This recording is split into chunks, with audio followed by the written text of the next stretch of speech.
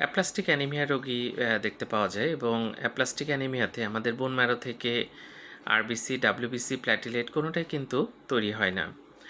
RBC যদি কমে যায় তাহলে আমাদের দেখা যাচ্ছে যে অক্সিজেন এবং কার্বন ডাইঅক্সাইড যে ট্রান্সপোর্ট সেটা ঠিকমতো হবে না। এজন্য শরীর দুর্বল লাগবে এবং অনেক সময় খুব ক্লান্তি লাগে, বুক ধড়ফড় করে, অস্থির লাগে, মাথা ব্যথা করে, মাথা ঘোরে, এরকম বিভিন্ন সমস্যা হয়।